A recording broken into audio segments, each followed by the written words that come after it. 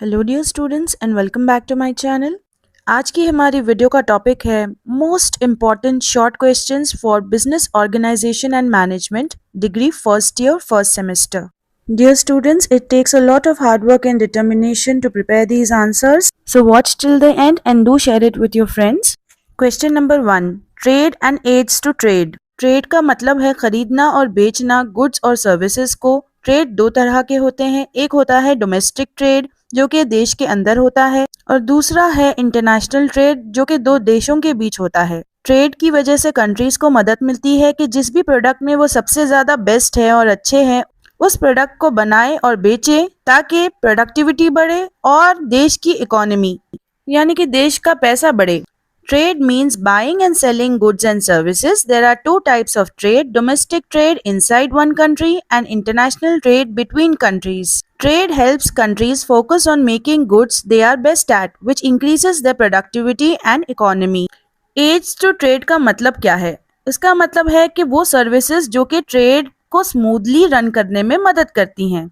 जैसे कि पहला है ट्रांसपोर्टेशन, किस तरह गुड्स प्रोड्यूसर से कंज्यूमर तक पहुंचते हैं, रोड के जरिए, रेल के जरिए, हवा के जरिए या पानी के जरिए। सेकेंड एड है वेयर हाउसिंग। वेयर हाउसिंग यानी कि किस तरह गुड्स को स्टोर किया जाता है ताकि आने वाले वक्त में उन्हें इस्तेमाल कर सके या जब भी जरूरत हो और वो डैमेज से सेफ रहें। तीसरा है बैंकिंग। बैंकिंग यानी कि बैंक कुछ सर्विसेज ऑफर करता है जैसे कि लोन्स या फिर पेमेंट कर देता है एक चलते हुए बिजनेस की, तो उससे भी मदद मिल जाती है बाइंग एंड सेलिंग एक्टिविटीज यानी कि ट्रेड में। Fourth is insurance. कोई भी बिजनेस को प्रोटेक्शन मिलता है, वो रिस्क से, चोरी से यानी कि थेफ्ट से या फिर डैमेज से सेफ रहता है अगर उसकी इंश्योरेंस करवाई गई है तब। फिफ्थ इज एडवर्टाइजमेंट जो कि मदद करता है लोगों को बताने में बिजनेस और उसके प्रोडक्ट्स के बारे में। सिक्स्थ इज कम्युनिकेशन जो कि एक्सचेंज ऑफ इंफॉर्मेशन में मदद करता है ताकि बाइंग एंड सेलिंग एक्टिविटीज यानी कि ट्रेड को ऑर्गेनाइज कर सके।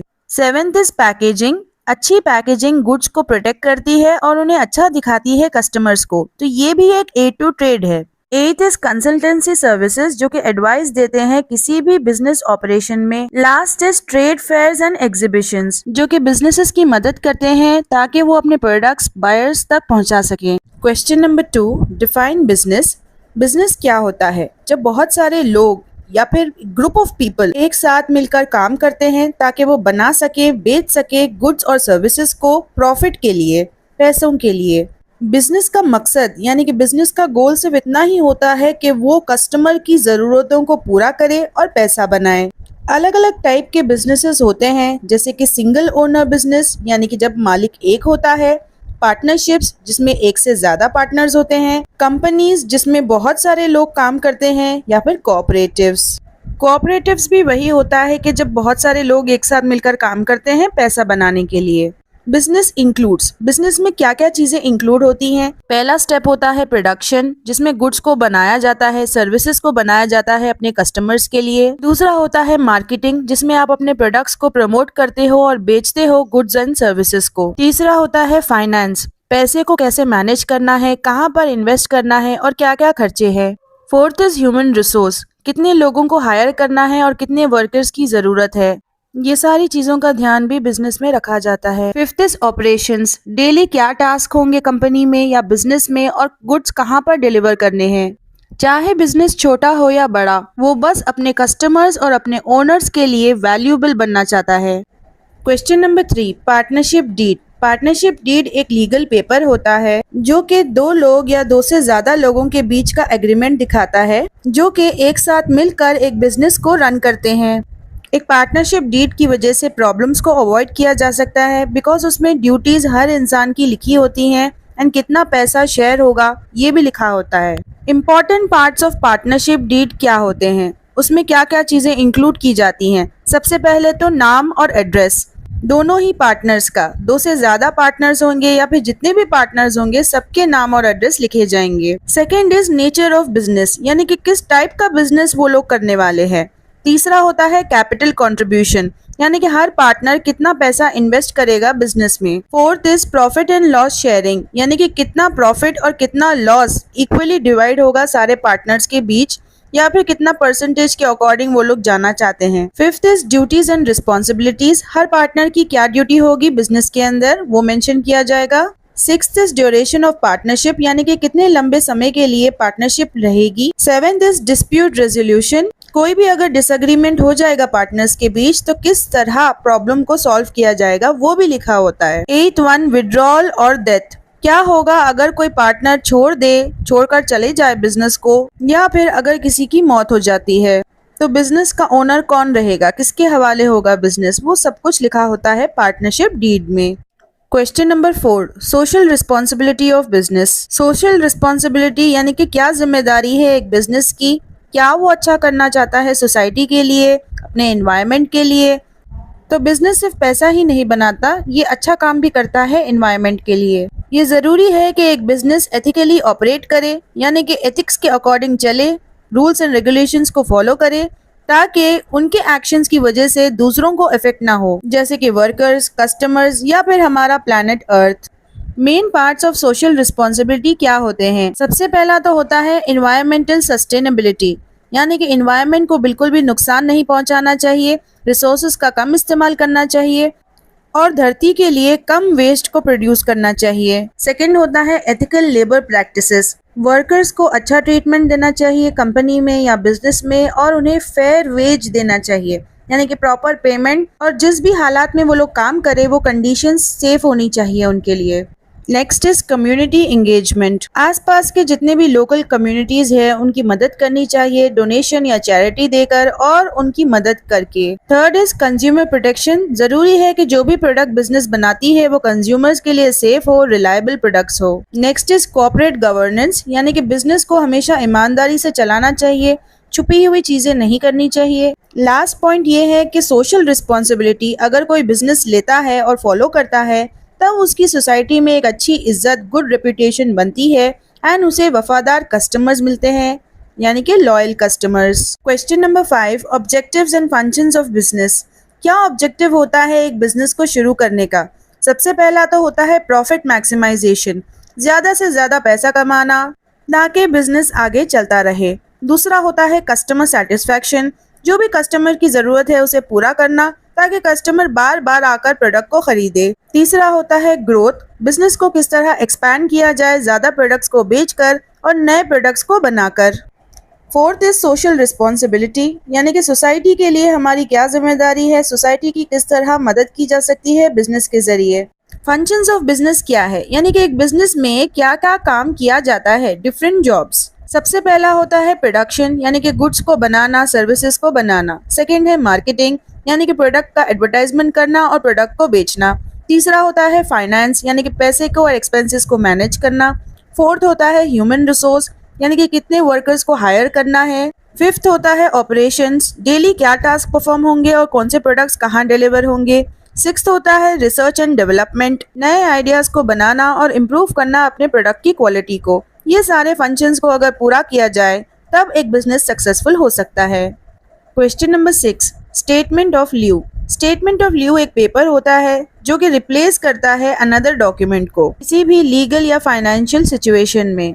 ये तब इस्तेमाल किया जाता है जब ओरिजिनल डॉक्यूमेंट किसी न किसी वजह से अवेलेबल नहीं होता। इम्पॉर्टेंट पार्ट्स क्या होते हैं एक स्टेटमेंट ऑफ लीव के? सबसे पहले तो इसमें पर्पस लिखा जाता है, यानी कि किस वजह से स्टेटमेंट ऑफ लीव को यूज किया जा रहा है ओरिजिनल डॉक्यूमेंट की जगह पर। You have to write the reason. Second होता है डिटेल्स, यानी कि जितनी भी इंफॉर्मेशन ओरिजिनल डॉक्यूमेंट में लिखी जाती है वो इस स्टेटमेंट ऑफ लीव में लिखी जाती है, एक छोटे वे में और एक डिफरेंट वे में। तीसरा होता है अथॉरिटी, कुछ लोगों से परमिशन ली जाती है स्टेटमेंट ऑफ लीव का इस्तेमाल करने के लिए। लास्ट पॉइंट ये है कि डॉक्यूमेंट मेक श्योर करता है कि सारी इंपॉर्टेंट इन्फॉर्मेशन को शेयर किया गया है और लीगल रूल्स को फॉलो किया गया है। Question number 7, characteristics of a joint stock company. एक जॉइंट स्टॉक कंपनी एक ऐसी कंपनी होती है जहां पर जो बिजनेस होता है उसकी ओनरशिप को डिवाइड किया जाता है शेयर्स में, और हर शेयर को अलग अलग लोग ओन करते हैं, अलग अलग लोगों का हिस्सा होता है और उन्हें हम शेयर होल्डर्स कहते हैं। अब जॉइंट स्टॉक कंपनी के मोस्ट इंपॉर्टेंट फीचर्स क्या हैं? सबसे पहला ये कि इसमें लिमिटेड लायबिलिटी होती है, यानी कि जितना भी पैसा शेयर होल्डर्स लगाते हैं, इन्वेस्ट करते हैं, वो ही उसके लिए रिस्पॉन्सिबल होते हैं, ना कि उनका पर्सनल पैसा। Second one, perpetual succession. Company जो है वो कंटिन्यू करती है अपनी ओनरशिप या फिर मैनेजमेंट के changes. Third one, separate legal entity, यानी कि कंपनी को एक सेपरेट पर्सन की तरह ट्रीट किया जाता है कानून के हिसाब से, according to law. Fourth one, transferability of shares, यानी कि शेयर होल्डर्स जो है शेयर्स को खरीद सकते हैं, बेच सकते हैं। Fifth is common seal. एक कंपनी जो है अपना एक पर्सनल सील यूज करती है जो कि वो इस्तेमाल करती है इंपॉर्टेंट डॉक्यूमेंट्स को अप्रूव करने के लिए। Sixth is management by board of directors. कुछ इलेक्टेड बोर्ड मेंबर्स होते हैं जो कि मैनेज करते हैं कंपनी को।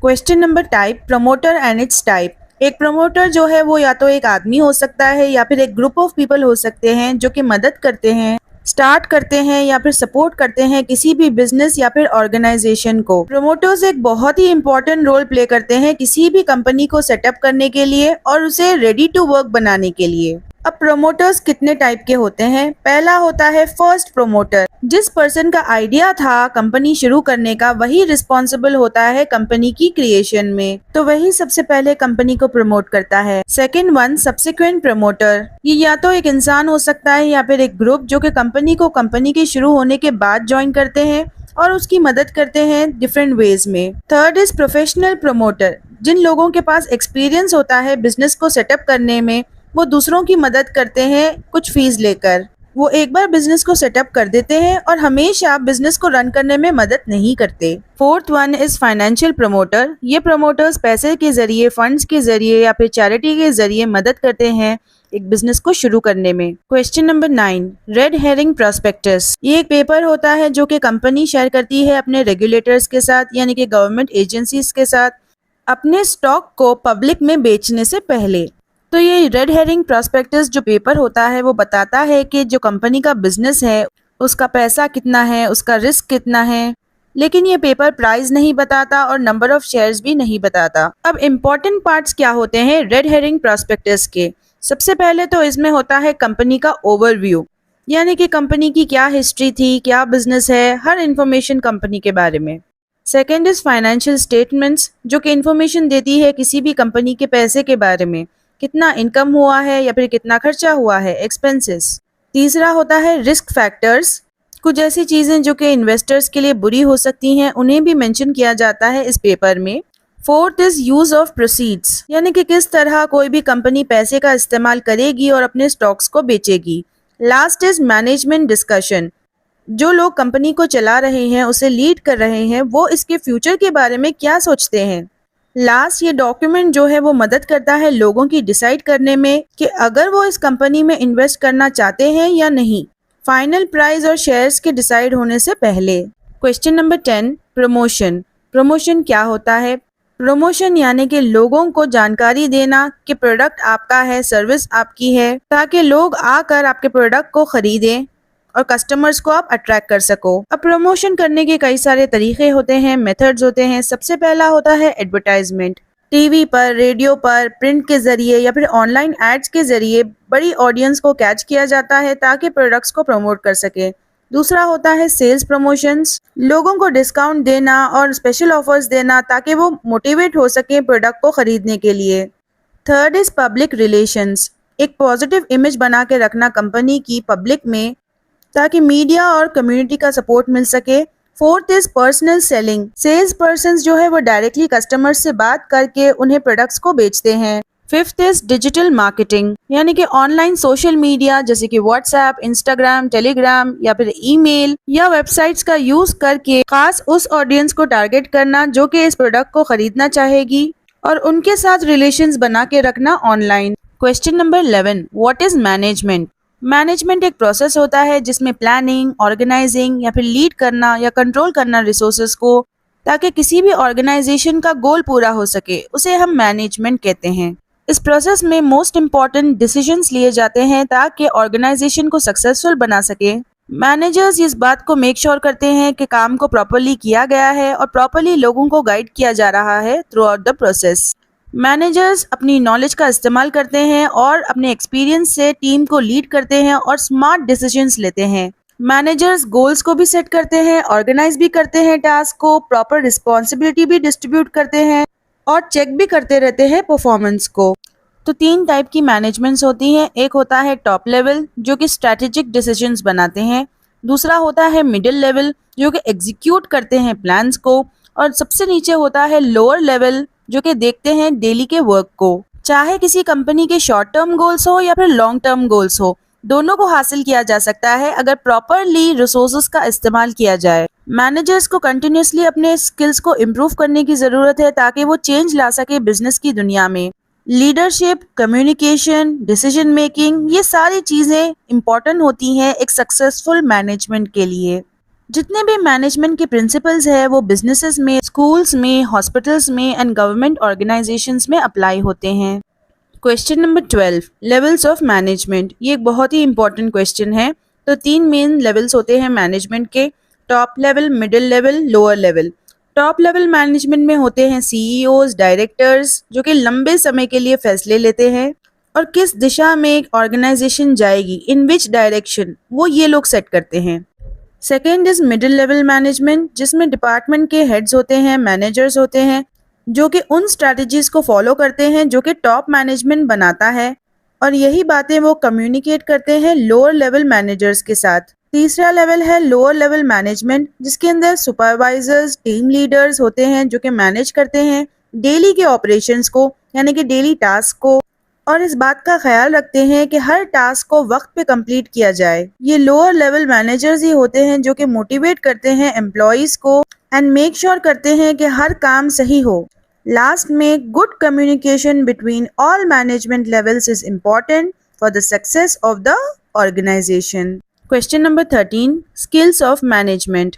मैनेजर्स के पास 3 टाइप की स्किल्स होनी चाहिए। First, technical skills, second human skills and तीसरा कॉन्सेप्चुअल स्किल्स। टेक्निकल स्किल्स खास एरियाज की नॉलेज होती है जैसे कि मार्केटिंग या फिर अकाउंटिंग, जो कि मैनेजर्स की मदद करती है गाइड करने में एम्प्लॉयज को खास टास्क में, इन specialised task. Second skill human skill है। ह्यूमन स्किल यानी कि इंटरपर्सनल स्किल्स होना, जैसे कि लोगों के साथ कम्युनिकेट करना, लोगों को मोटिवेट करना, या फिर कॉन्फ्लिक्ट रेजोल्यूशन यानी कि प्रॉब्लम्स का सलूशन ढूंढना, और ये सारी चीजें जरूरी है किसी भी टीम को लीड करने में हर लेवल पर। थर्ड है कॉन्सेप्चुअल स्किल्स, जो कि एबिलिटी होती है समझने की अलग अलग हिस्सों को ऑर्गेनाइजेशन के, जो कि एक साथ मिलकर काम करते हैं, फैसले लेते हैं और जिसका असर सारी ऑर्गेनाइजेशन पर पड़ता है।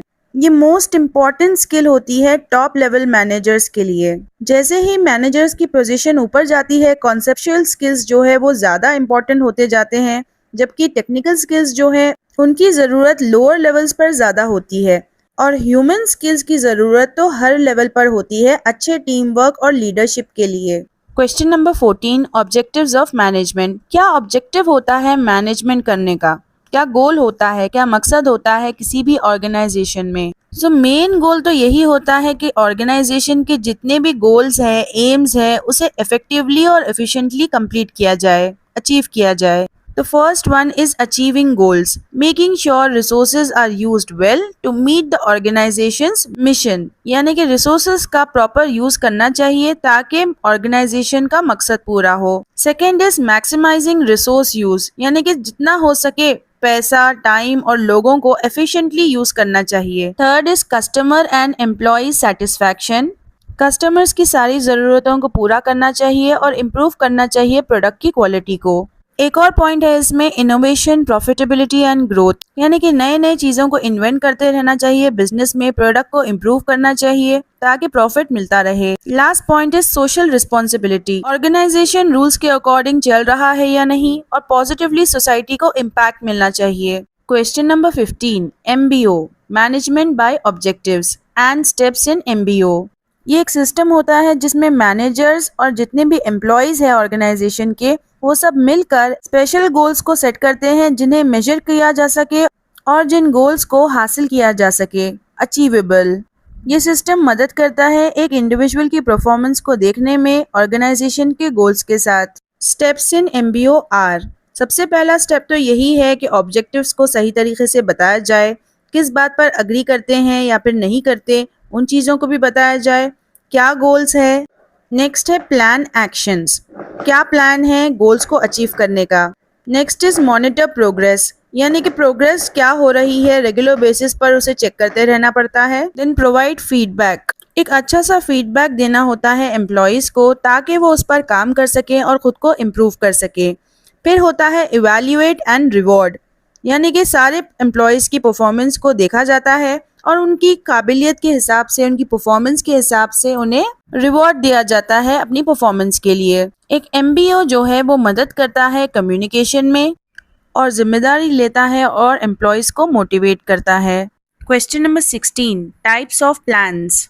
एक ऑर्गेनाइजेशन जो है वो बहुत सारे प्लान्स का इस्तेमाल करती है अपने ऑपरेशंस को कंप्लीट करने के लिए। फर्स्ट इज स्ट्रेटेजिक प्लान्स, ये लॉन्ग टर्म, लंबे समय के लिए चलने वाले प्लान्स होते हैं, 3 से 5 साल, और यही प्लान्स ऑर्गेनाइजेशन के डायरेक्शन को सेट करते हैं और उसके गोल्स को भी। सेकेंड इज टैक्टिकल प्लान्स, जिसे हम शॉर्ट टर्म प्लान्स कहते हैं, जो कि 1 साल के होते हैं या फिर उससे कम। ये ब्रेक डाउन करते हैं स्ट्रेटेजिक गोल्स को ताकि स्पेसिफिक एक्शंस ले सकें स्पेसिफिक डिपार्टमेंट में। Fourth is operational plans, daily जो प्लान्स होते हैं वो मेक श्योर करते हैं कि जितने भी टास्क है वो स्मूथली रन कर सके। फोर्थ इज कंटिजेंसी प्लान्स, ये बैकअप प्लान्स होते हैं जो कि अनएक्सपेक्टेड सिचुएशंस के लिए बनाए जाते हैं, जैसे कि अगर कोई डिजास्टर आ जाए या फिर मार्केट में चेंज आ जाए तब आपको क्या करना है। फिफ्थ इज प्रोजेक्ट प्लान्स, इसमें प्लान्स होते हैं खास प्रोजेक्ट्स के जिसमें टाइमलाइंस होती हैं और जिम्मेदारियां लिखी जाती हैं। लास्ट पॉइंट ये है कि हर प्लान का एक स्पेसिफिक पर्पस होता है,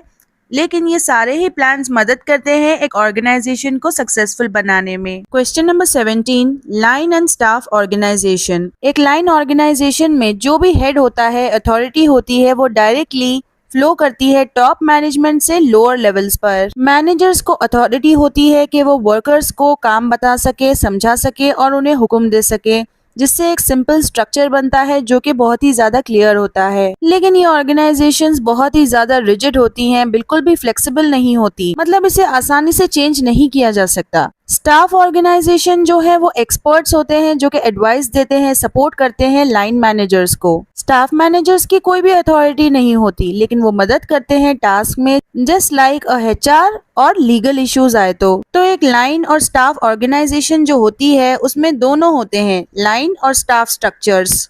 लाइन मैनेजर्स के पास अथॉरिटी होती है, लेकिन स्टाफ जो है वो एक्सपर्ट एडवाइस देकर सपोर्ट करता है। और ये जो स्ट्रक्चर है ये बहुत ही ज्यादा कॉमन है किसी भी बड़े ऑर्गेनाइजेशन में, और इसकी वजह से बहुत ज्यादा कॉन्फ्लिक्ट्स आ सकते हैं रोल्स को लेकर। कॉन्फ्लिक्ट यानी कि लोग आपस में लड़ सकते हैं, झगड़ सकते हैं पोजीशंस के लिए। इसीलिए गुड कम्युनिकेशन बहुत ज्यादा जरूरी है ताकि लोगों को कम्युनिकेट करके बता सके कि उनका रोल क्या है, और इससे सक्सेस मिलेगा लाइन एंड स्टाफ ऑर्गेनाइजेशंस को। 18th question, functional organization. ये फंक्शनल ऑर्गेनाइजेशन डिवाइड करती है कंपनी को अलग अलग स्पेशल डिपार्टमेंट्स में, जैसे कि marketing department, finance department, human resource department. हर डिपार्टमेंट एक स्पेसिफिक टास्क के ऊपर कंसंट्रेट करता है और उसका एक फंक्शनल मैनेजर भी होता है। मेन पॉइंट्स क्या होते हैं फंक्शनल ऑर्गेनाइजेशन के? सबसे पहला होता है स्पेशलाइज्ड ग्रुप्स। बिजनेस को ग्रुप्स में बांट दिया जाता है, जैसे कि मार्केटिंग, मनी हैंडलिंग, पैसे को जो भी हैंडल करे, and workers and making products. हर ग्रुप का फोकस अपने मेन काम पर होता है। Second one, clear jobs. हर ग्रुप के पास क्लियर जॉब्स होते हैं और हर कोई ग्रुप में मिलते जुलते टास्क पर काम करता है। Third one is one boss for each group. Her group का एक बॉस होता है जो कि उस ग्रुप के काम को कंट्रोल करता है। Fourth one is works better, क्योंकि हर ग्रुप एक ही काम पर कॉन्सेंट्रेट करता है तो इससे बिजनेस जो है वो ज्यादा काम कर सकता है और आसानी से। In a functional organization, each group helps the business run smoothly by doing its special job. 19th question, factors influencing the span of supervision. Span of supervision का मतलब है कि कितने एम्प्लॉयज को एक मैनेजर सुपरवाइज करता है, यानी कि उनके काम को देखता है। तो कौन से वो फैक्टर्स है जो कि इन्फ्लुएंस करते हैं एक मैनेजर के सुपरविजन को? Several factors affect how many employees a manager can oversee. यानी कि बहुत सारे फैक्टर्स होते हैं जो कि अफेक्ट करते हैं इस बात को कि एक मैनेजर कितने एम्प्लॉयज को देख सकता है। एक फैक्टर होता है कि कॉम्प्लेक्सिटी ऑफ वर्क, यानी कि अगर कोई भी टास्क टफ होगा तो उसे ज्यादा सुपरविजन की जरूरत होगी, तो स्पैन ऑफ कंट्रोल कम होता है, यानी कि मैनेजर कम समय के लिए सुपरवाइज करता है। Next is employ experience. अब जिन एम्प्लॉयज के पास एक्सपीरियंस होता है उन्हें कम सुपरविजन की जरूरत होती है, तो एक मैनेजर जो है वो ज्यादा वर्कर्स को देख सकता है। Next is technology. टेक्नोलॉजी अगर हो तो मैनेजर को जाकर सुपरवाइज करने की जरूरत नहीं होती, he can monitor from the CCTV cameras. Next is geographical spread, यानी कि किस तरह एम्प्लॉयज को डिस्ट्रीब्यूट किया गया है, अलग अलग जगहों पर अपॉइंट किया गया है। इससे होता यह है कि मैनेजर का सुपरविजन कम हो जाता है क्योंकि कम्युनिकेट नहीं कर पाते, डिफिकल्टीज आती हैं। Sixth is managerial ability. जितने भी स्किल्ड मैनेजर्स होते हैं वो और अच्छी तरीके से एम्प्लॉयज को सुपरवाइज कर पाते हैं। Question number 20, types of control. कितने टाइप के कंट्रोल होते हैं एक ऑर्गेनाइजेशन के अंदर उसके गोल्स को अचीव करने के प्रोसेस में? सो 3 मेन टाइप्स के कंट्रोल होते हैं। सबसे पहला होता है फीड फॉरवर्ड कंट्रोल। इसमें प्रॉब्लम्स होने से पहले ही उसे अवॉइड कर दिया जाता है प्लानिंग के जरिए और रिस्क असेसमेंट के जरिए। सेकंड होता है कॉन्करेंट कंट्रोल। जो भी एक्टिविटीज होती हैं उन्हें मॉनिटर किया जाता है, जैसे ही वो होती हैं उनमें एडजस्टमेंट्स कर लिए जाते हैं। तीसरा होता है फीडबैक कंट्रोल। ये कंट्रोल उन एक्टिविटीज पर किया जाता है जो कि कंप्लीट हो चुकी हैं और उन एक्टिविटीज के रिजल्ट्स को चेक करता है और इम्प्रूवमेंट्स लाता है फ्यूचर के लिए। Using all 3 types of control helps maintain organization and achieve goals. ये तीनों भी कंट्रोल्स को यूज करके हम ऑर्गेनाइजेशन के गोल्स को अचीव कर सकते हैं। Question number 21, techniques of effective coordination. Coordination का मतलब क्या होता है? कोऑर्डिनेशन इस बात का ख्याल रखती है कि एक ऑर्गेनाइजेशन में जो अलग अलग हिस्से होते हैं वो आराम से स्मूथली वर्क करें, एक साथ काम करें। अब जो मेन टेक्निक्स हैं इफेक्टिव कोऑर्डिनेशन के वो क्या है, यानी कि किस तरह सबको लेकर काम किया जा सकता है। Number 1, clear communication. अगर इंफॉर्मेशन को शेयर किया जाए डिपार्टमेंट्स के बीच और लेवल्स के बीच आसानी से, क्लियर कम्युनिकेशन हो जाए, तब कोऑर्डिनेशन हो सकता है। सेकेंड इज टीम वर्क, यानी कि मिलजुल कर काम करना, जिसकी वजह से लोगों को मोटिवेशन मिलता है कि वो कोलैबोरेशंस करें, यानी कि मिलकर एक दूसरे के साथ म्यूचुअल सपोर्ट लेकर कोई भी टास्क को कंप्लीट करें। Next is setting clear goals. हर किसी को अपना गोल, अपना मोटिव प्रॉपरली समझा दिया जाना चाहिए ताकि सब एक साथ मिलकर काम कर सकें। Next is building trust and relationships. अगर ट्रस्ट को और स्ट्रॉन्ग कनेक्शंस को बिल्ड किया जाए टीम मेंबर्स के बीच तो इससे भी कोऑपरेशन इंप्रूव होता है। Last is using technology. अगर हम प्रोजेक्ट मैनेजमेंट सॉफ्टवेयर का इस्तेमाल करें, उसके टूल्स को यूज करें, तब हमारा कोऑर्डिनेशन इंप्रूव हो सकता है और इंफॉर्मेशन शेयरिंग भी आसान हो जाती है। Last question, question number 22, relationship between planning and controlling. क्या रिश्ता है प्लान करने और कंट्रोल करने के बीच? किसी भी मैनेजमेंट के प्रोसेस में प्लानिंग और कंट्रोलिंग दोनों ही इम्पोर्टेंट पार्ट्स होते हैं, एसेंशियल पार्ट्स होते हैं। प्लानिंग में हम गोल्स को सेट करते हैं, स्ट्रेटजीज बनाते हैं ताकि हम गोल्स को अचीव कर सकें। कंट्रोल जो है इस बात का ख्याल रखता है कि प्लान के अकॉर्डिंग ही चीजें की जाएं एंड अगर एडजस्टमेंट्स की जरूरत है तो वो भी किए जाते हैं। कंट्रोल का रोल ये होता है कि वो ध्यान दे प्रोग्रेस कितनी हो रही है और वहां पर चेंजेस किए जाएं जहां पर लगे कि चीजें प्लान के अकॉर्डिंग नहीं जा रही।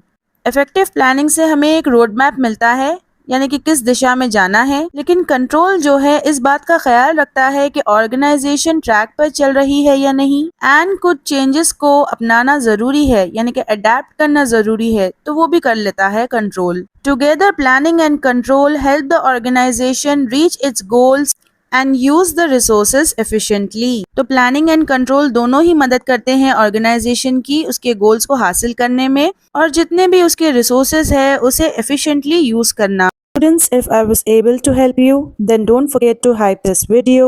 And if you want easy notes, then don't forget to contact me on my Telegram ID. And do check out the playlist which I have given in the comment section and hit the bell icon to get notified for my next upcoming video.